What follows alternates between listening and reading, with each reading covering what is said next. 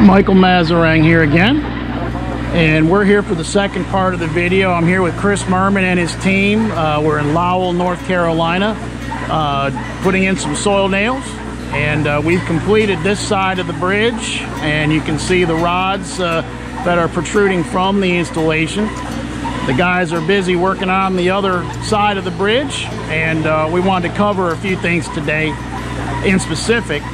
Chris, now we've completed the installation on this side of the bridge. Yes. Tell me a little bit about what we see here. And this is for load testing, right?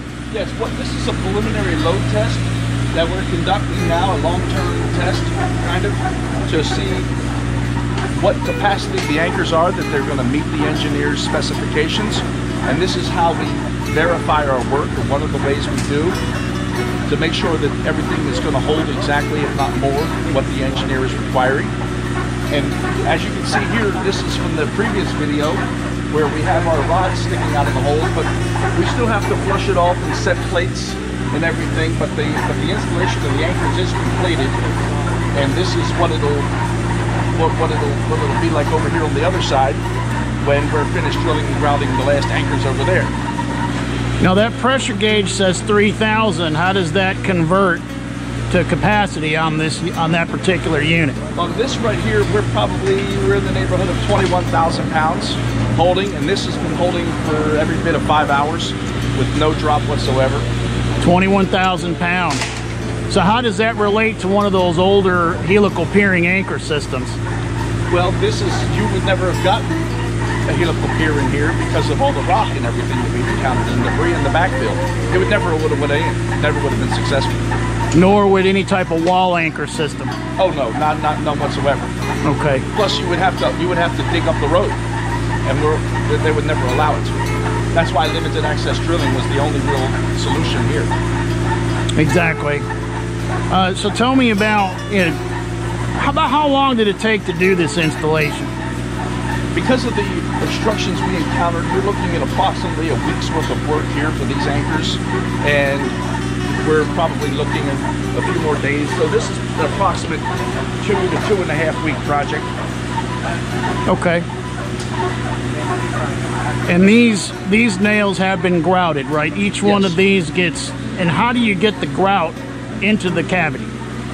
We actually inject the grout through a trimming tube. If you look on the top anchor, up on above the work now, you can see the black tube.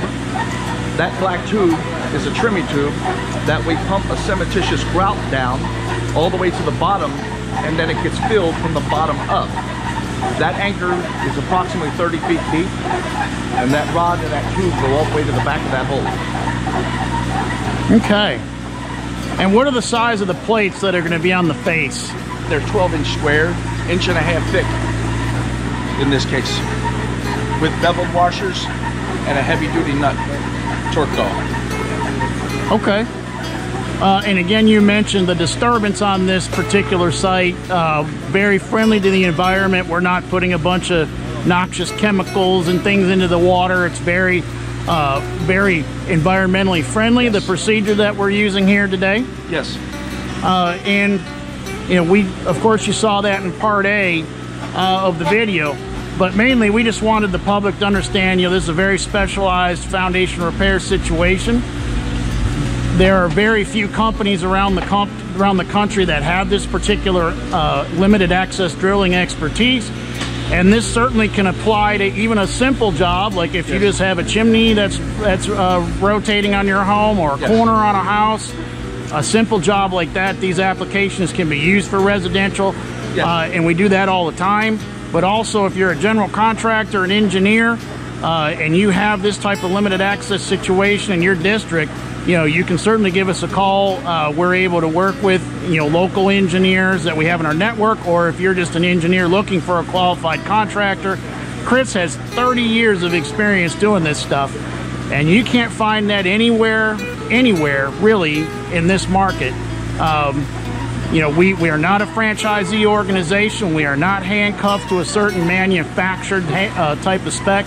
A lot of our systems are custom made to the specification of the engineer, which allows us to support local steel houses, local suppliers, and so forth with our customers. They really like to do business with local people, and we try to fit that. And so, if you're looking for somebody local, somebody with dripping with experience, that's proven experience, that has the support of the engineering community, certainly you can contact Piedmont Foundation Repair or myself, Michael Masserang, at the number down at your screen, at the bottom of your screen. Send us an inquiry through our website, or just flat out give us a call. So again, this is Michael Masserang here in Lowell, North Carolina, outside of Charlotte, on a limited access drilling. We look forward to seeing you on the next project. We appreciate you joining us today. Thank you, Chris. You're welcome, Mike. Thank you.